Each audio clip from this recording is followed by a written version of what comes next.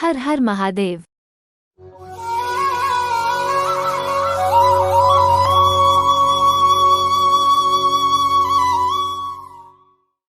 हो सकता है थोड़ा देना लेना पड़ जाए, वो बात की बात है। दोगे लोगे तो बाद में भी लेना पड़ेगा, पर किसी से काम निकालना है डायरेक्ट जाकर पूछो, डायरेक्ट बात करो।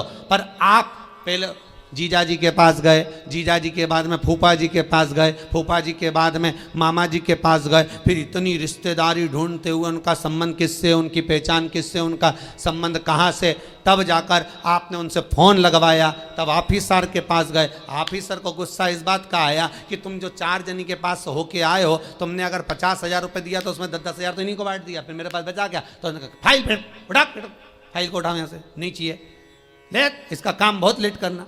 डायरेक्ट जाता तुरंत काम होता। शंकर भगवान कह रहे हैं पहले इधर डोल लिया, उधर डोल लिया, उधर चले गया, ये देवी वो देवता वो धाम सारी दुनिया में रोकर आया, उसके बाद मेरे पास में आया और उसमें भी भटक रहा था, उसमें भी स्मरण में भटक रहा है। अगर एक बार चित्त वृत्ति से कह देता शंकर मैं तेरा हूं और तू मेरा है, इसके बाद तुझे भटकना नहीं पड़ता, तेरे कर्म को काट देता, तेरा जो पाप कर्म है उसको काट देता। सबने मना करा था भस्मासुर को वर मत देना। भगवान विष्णु के पास भस्मासुर गया था और भस्मासुर ने भगवान विष्णु से कहा वर दो, भगवान विष्णु ने कहा नहीं देता। ब्रह्मा से कहा वर दो, नहीं देता। सबके पास चले गया, उसने कहा कोई नहीं मानेगा, शंकर भगवान के पास चले गया। मात्र 2 दिन की तपस्या भस्मासुर ने करी, मात्र 2 दिन। और शंकर भगवान आकर पूछ लिए मांग तुझे क्या चाहिए। भस्मासुर आंखें मलता रहा कि 2 दिन में प्रकट हो गए, मैं तो हजारों साल तप करा तो नहीं प्रकट हुए, यहां तो 2 दिन में। शंकर भगवान से पूछा प्रभु आप असली हो? भस्मासुर बोला। शंकर भगवान बोले तो चिमटी खोड़ के देख ले, नकली हो असली हो? प्रभु इतने साल मैंने देवताओं का तप करा, वो वर नहीं दिए, आप कैसे आ गए? शंकर भगवान बोले तू तो 2 दिन तक तप करा, कहीं का आकर 1 लोटा पानी चढ़ा के चले जाए, 3 बार ताली बजाए, बम बम बोले, हम तो उतने में भी राजी। और यहाँ हमारे ससुर ने तो यहाँ तक दक्ष प्रजापति का सिर कटा था, बकरे का मुख लगा था। बकरा क्या हिंदी में स्तुति करता है? बकरा क्या अंग्रेजी बोलता है? बकरा क्या उर्दू बोलता है? बकरा क्या बोलेगा? बकरा तो एक ही शब्द बोले ब ब ब ब ब ब ब ब ब ब। अब मेरा ससुर जब ब ब ब ब बोला, मुझे इतना अच्छा लगा कि मेरा ससुर कितनी अच्छी स्तुति कर रहा है, तो शंकर भगवान ने उसी दिन कह दिया जो मेरे मंदिर में आके बम बम बोलेगा मैं समझ जाऊंगा मेरा ससुर आया है। इतनी सरल भाषा शंकर जानते हैं, दुनिया नहीं जान सकती, तो क्यों भटको रे? कभी यहां चले गए, कभी वहां चले गए, कभी उससे कह दिया, कभी उससे कह दिया। डायरेक्ट शंकर के पास सीधे।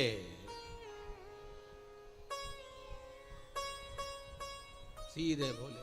फिर लोग भले कहें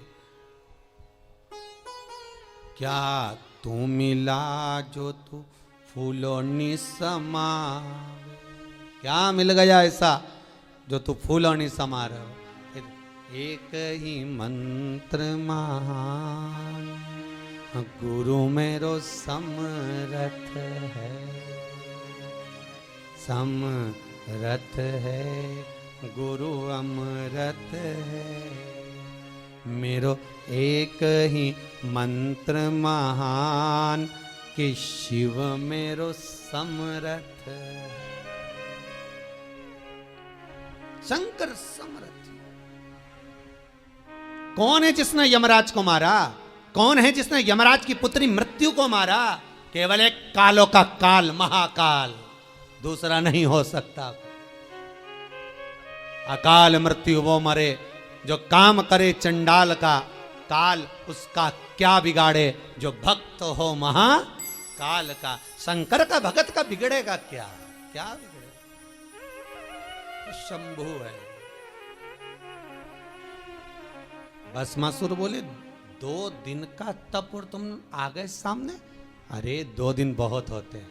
तुलसीदास जी ने भस्मासुर का चरित्र पढ़ के ही लिखा होगा, आधी में पुनियाद, कि 2 दिन भी मत करो तुम तो आधी घड़ी बहुत, आधी में पुनियाद बहुत, उतना ही। बहुत है उतना, बहुत।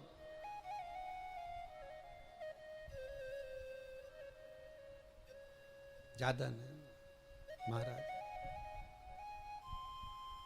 रावण को बाबा तूने लंका दिया,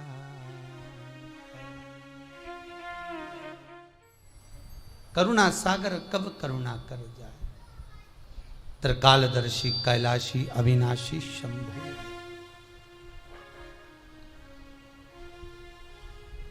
महाराज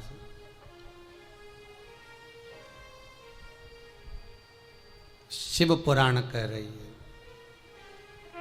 बुजुर्ग कह रहा है कि हमारे इस पाप कर्म को काटते क्यों नहीं।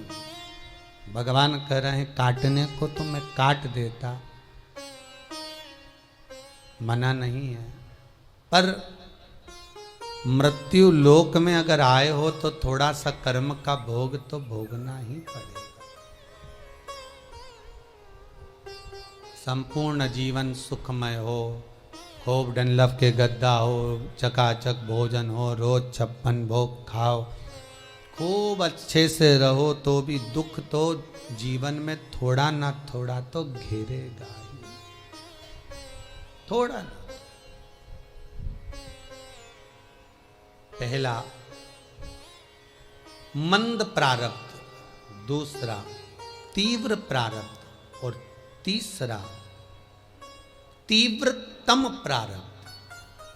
दूसरे नंबर का हमारा कर्म, अगर हमने बहुत बेकार कर्म है, हमारे बहुत तकलीफ है, बहुत कष्ट है, बहुत दुख है, शिव महापुराण की कथा कहती है कि सदगुरु की शरण चले जाओ। संत महात्मा जोगी सन्यासी तपस्वी साधक उपासक कोई सदगुरु के पास जाकर निवेदन करो तो कुछ हमारे पूर्व का करा हुआ पाप कटना प्रारंभ हो जाए। हमारा पुराना पाप धीरे धीरे कटे। सत्कर्म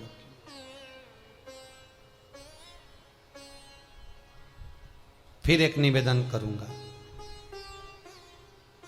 जीवन में अगर बहुत तकलीफ है, बहुत कष्ट है, आपको पहले भी कहा फिर कहते हैं, 15 अक्टूबर को शिवरात्रि पड़ेगी।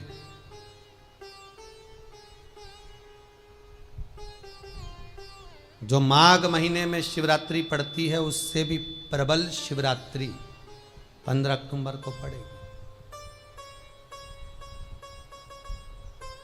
ये शिवरात्रि अधिक मास के महीने की शिवरात्रि है, अश्विन की।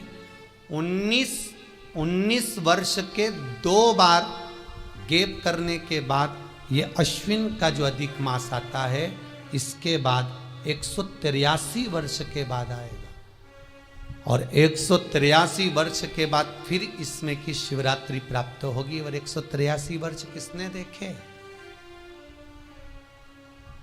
कौन ने देखे? और निवेदन करूंगा, अगर जिंदगी में थोड़ी सी तकलीफ है, दुख है, कष्ट है, परेशानी है, तो उस शिवरात्रि को हाथ से मत जाने दो। 15 अक्टूबर वाली शिवरात्रि को आपको पहले भी कहा कि क्या क्या वस्तु भगवान शंकर को हम रात्रि के समय पर चढ़ा दें, जिससे हमारा रोग समाप्त हो जाए, हमारी बीमारी समाप्त हो जाए, हमारे जीवन में सुख समृद्धि लक्ष्मी आ जाए। वो समर्पण का भाव हो।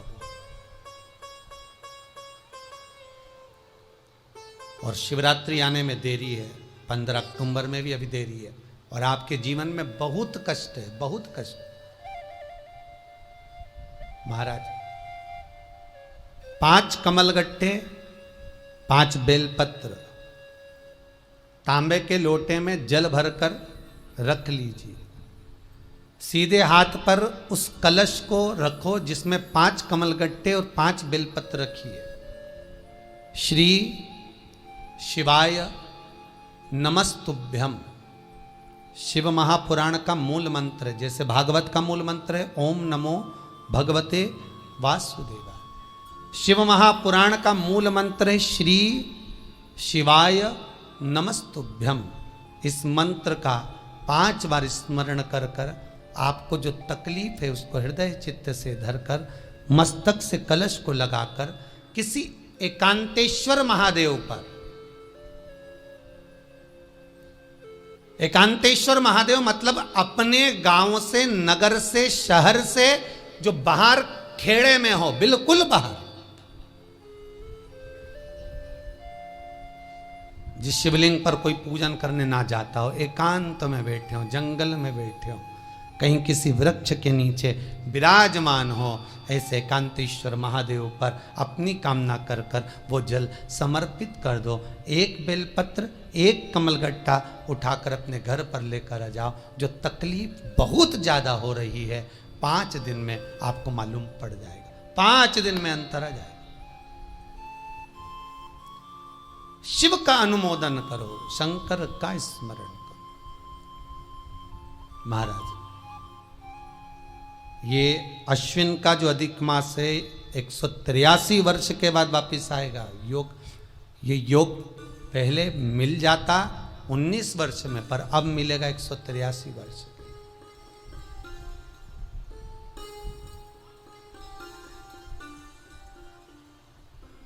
एक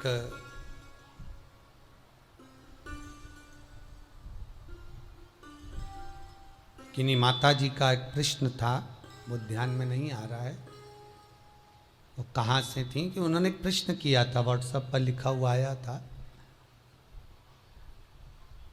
कि उनके घर में कोई बहुत ज़्यादा बीमार पड़ा हुआ है और बहुत बुजुर्ग है, लगभग 90-95 साल की हैं और शरीर गल गया, शरीर में अब कीड़े पड़ रहे हैं।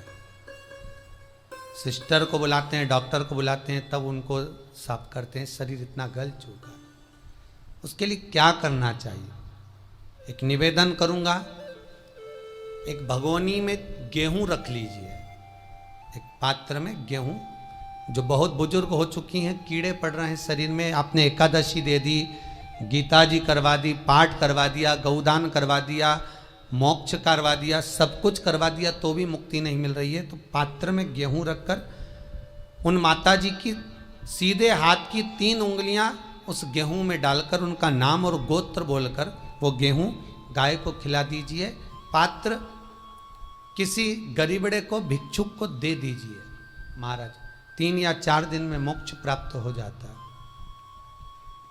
इतनी अगर भोग रही हैं तो कर सकते, इतना कष्ट अगर भोग रही हैं कि शरीर गल चुका है, कीड़े पड़ रहे हैं शरीर के अंदर और सारी खाल टपक टपक कर गिर रही है, तो उनकी मुक्ति हो, उनका मोक्ष हो।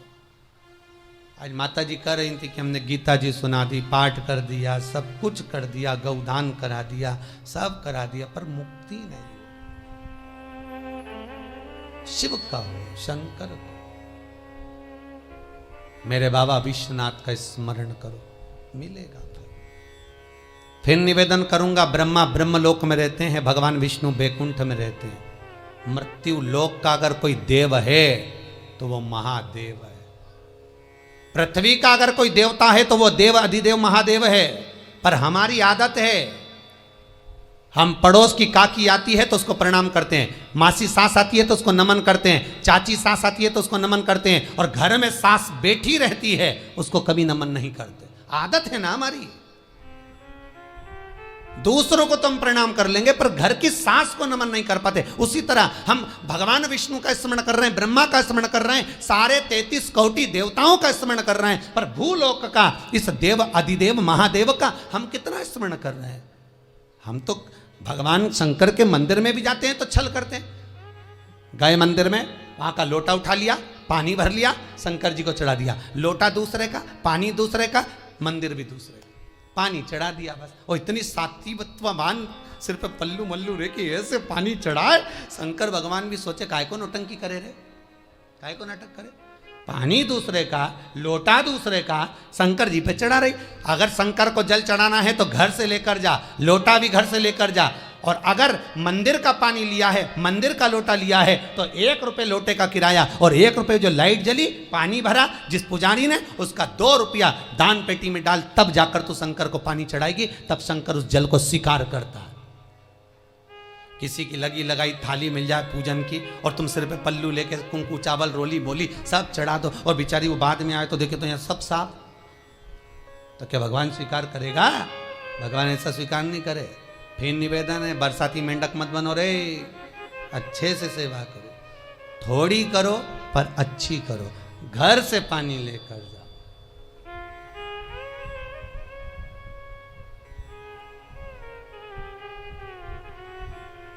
कल कोतवाली चौराहे से, हमारे सीहोर के कोतवाली चौराहे से कोई बहन जी आई थी 33 मालपुआ लेके, कहे गुरुजी संकल्प करा दो। हमने कहा पानी लाओ, तो क्या तुम्हारे यहाँ नहीं है? हमने कहा हमारे यहाँ तो कुआं है, लिया। चावल लाओ, तो क्या गुरुजी पूजन मंडप में होंगे ना चावल जरा सा। हमने कहा वापिस घर जाओ, निकलो। कितनी बार भागवत सुनी? राजा बलि के दरवाजे पर वामन भगवान खड़े हैं। राजा बलि वामन भगवान से कहता है, प्रभु आपके एक हाथ में छत्र है, दूसरे हाथ में कमंडल है। तो राजा बलि कहता है आपके कमंडल का जल दे दो, मैं संकल्प छोड़ देता हूं। वामन भगवान कहते हैं राजन, अगर मेरे कमंडल का जल लेकर तू संकल्प छोड़ेगा तो वो संकल्प मान्य नहीं होगा, तुझे स्वीकृत नहीं होगा। किसी की लगी लगाई थाली में से कुंकू चावल चढ़ा दोगे तो कुछ मिलना है क्या? अरे बोलो तो। विष्णु पुराण में तो यहां तक लिखा है कि किसी का लगा हुआ दिया, किसी का दिया मंदिर के अंदर रखा था, तुमने अपना डब्बा खोलकर बत्ती निकालकर उसके दिए में रखकर जला दी और सोच रही है कि मैंने खूब बड़ा काम कर दिया, तो उसका तो फल ही नहीं मिला। विष्णु पुराण कह रही है खुद का दिया, खुद की बाती, खुद का दीप अगर जलाती तो फल मिलता। किसी मंदिर में तुम रोज डब्बी लेकर जाओ, बत्ती लेकर जाओ, मना नहीं है, पर उस मंदिर में पहले से 5 दिए, 7 दिए, 11 दिए तुम रख कर आओ तो जलाओ। दूसरे के रखे हुए दिए में 50 बार बाती जला कर आना, उसका कोई फल नहीं मिलने वाला, उसका कोई फल नहीं है हमारा।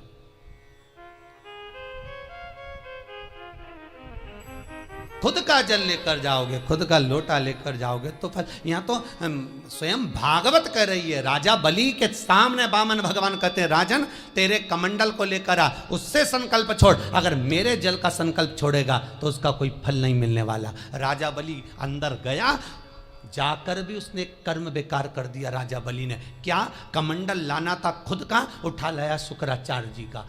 शुक्राचार्य जी का कमंडल उठाकर लाया, इसलिए शुक्राचार्य जी कमंडल के अंदर जाकर बैठ गए, एक आंख लगाकर देखते रहे। जल बाहर नहीं निकलने दिया शुक्राचार्य जी ने कि मेरे कमंडल का जल कैसे निकल जाए भला। फिर भी राजा नहीं माना, तब एक कुसा खींचकर उसकी टोंटी में दी तो शुक्राचार्य जी की आंख फूट गई। शुक्राचार्य जी ने कहा राजा बलि तू जान नहीं पाया, मेरे कमंडल का जल लेकर गया और मेरी आंख फूटी है, मैं तुझे श्राप देता हूं कि तू सत्ता से विहीन हो जाएगा। राजा बलि की पूरी सत्ता चली गई,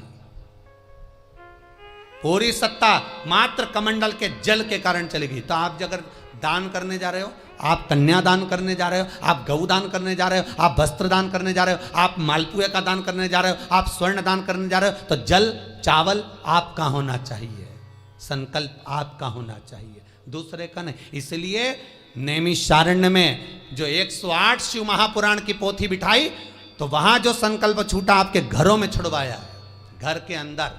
और 15 अक्टूबर को जो शिवरात्रि का उत्सव रात्रि को 9:20 से 10:20 पर इसी टीवी चैनल पर जो हम कराएंगे, उसका संकल्प आप अपने घर में बैठकर छोड़ना, यहां नहीं, अपने घर में।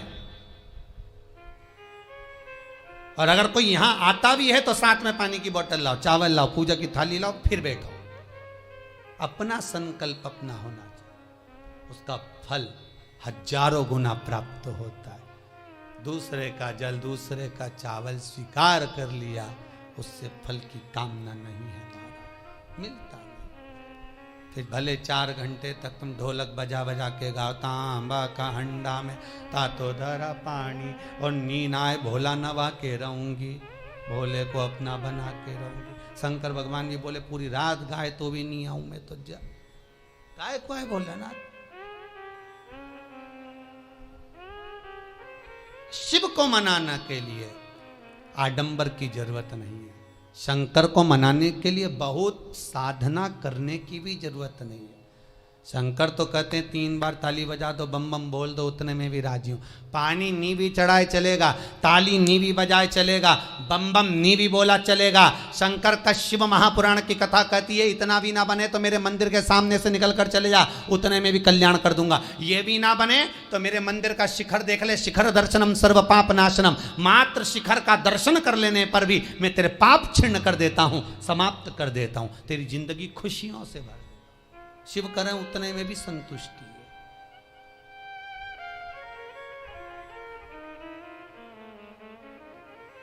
उतने में भी संतुष्टि।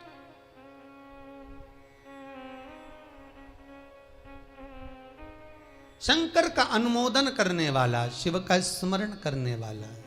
तो अगर मालूम पड़े प्रारब्ध के कारण कोई कर्म के कारण हमें मिल भी रहा है तो वो समाप्त होगा, वो मिटेगा। और बाबा से कहते रहना ना, भोला सब दुख काटो मारा। बाबा बस कृपा कर कर मेरे दुखों को काटिए। बाबा बोले शिव उस बुजुर्ग से कहते हैं तुम्हें कर्म का भोग भोगना पड़ेगा। बाबा ये कर्म का भोग मनुष्य क्यों भोगता है? शंकर कहते हैं पूर्व में जो कर कर आए हो उसके अनुसार फल मिलता है।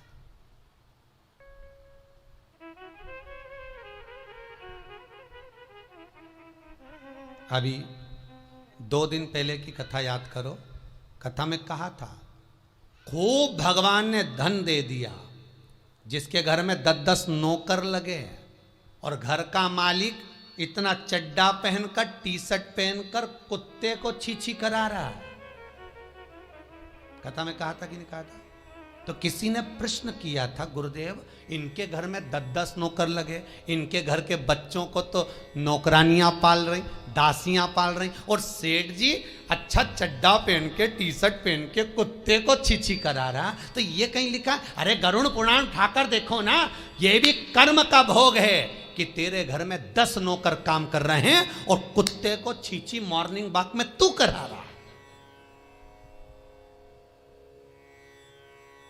तुमने भी देखा होगा रे, जितने लोग टीवी पे कथा सुन रहे हैं, सही बताओ ईमानदारी से, अपनी अपनी स्वीकृति भेजना हो व्हाट्सएप पे जरूर। देखा होगा कि नहीं देखो, सुबह सुबह लोग कुत्ता इतनी शान से घुमाए, कुत्ता इनंग जाए तो वो इनंग, कुत्ता उधर जाए तो वो उधर। हमें ये समझ में नहीं आया कि ये कुत्ते को घुमा रहा है कि कुत्ता इसे घुमा रहा है।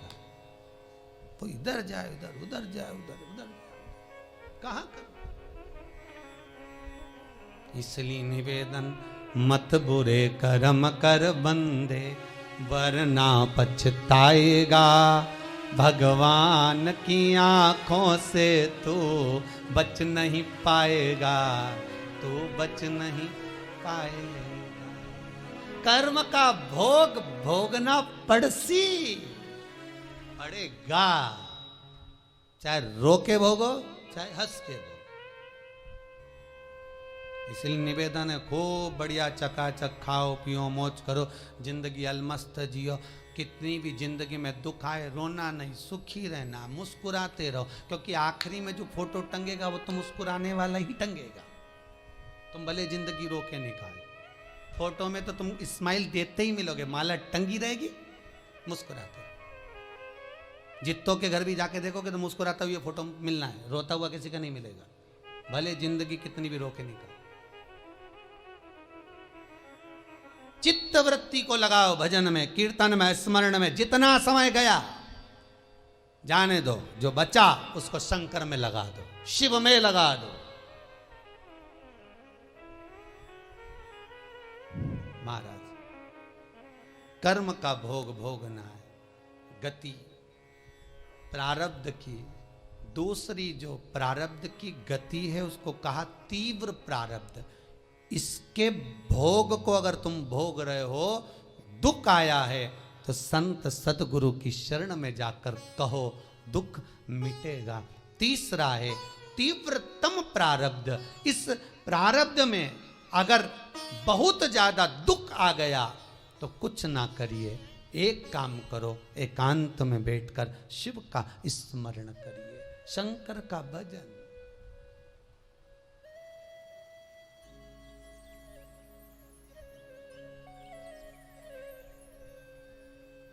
बटकेश्वर महादेव और पिपलेश्वर महादेव,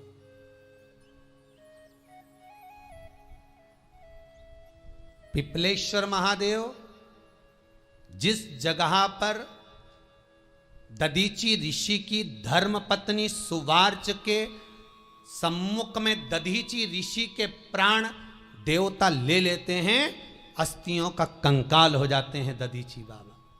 उनकी धर्म पत्नी रोती हुई अपने पेट पर पत्थर मारती है गर्भ को नष्ट करने के लिए।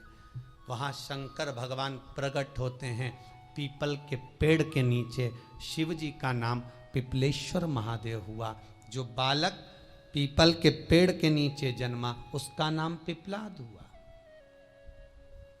दो महादेव अपनी पुस्तिका में लिख कर रख लो, एक बटकेश्वर महादेव और एक पिपलेश्वर महादेव।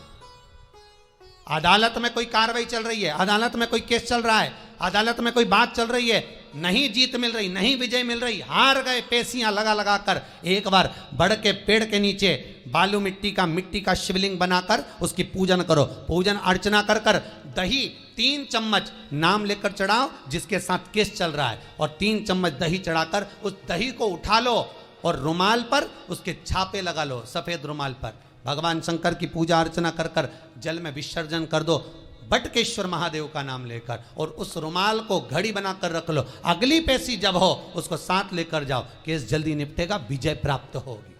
मात्र 3 सोमवार करिए बटकेश्वर का स्मरण। उसी तरह पिपलेश्वर महादेव, कितनी भी बड़ी जिंदगी में रोग हो, चाहे कैंसर जैसा हो, लीवर हो, किडनी हो, कितना भी बड़ा रोग हो, भगवान पिपलेश्वर महादेव का स्मरण करिए। पीपल के पेड़ के नीचे शंकर भगवान के शिवलिंग का निर्माण कर कर उसकी पूजन अर्चना करिए, उस पर शहद चढ़ाइए।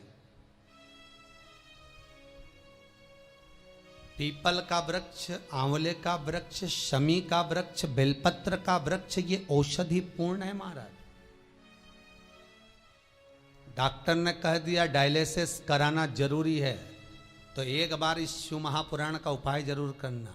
डायलिसिस कराने से पहले 5 छोटे छोटे पीपल के पत्ते लेना, शंकर जी का शिवलिंग का निर्माण पीपल के पेड़ के नीचे करना, मट्टी का पार्थिव शिवलिंग निर्माण कर कर उसकी पूजन कर कर बेलपत्री 5 चढ़ाकर 5 पीपल के पत्ते 5 शमी के पत्ते शंकर पर चढ़ा देना, आरती पूजन करना।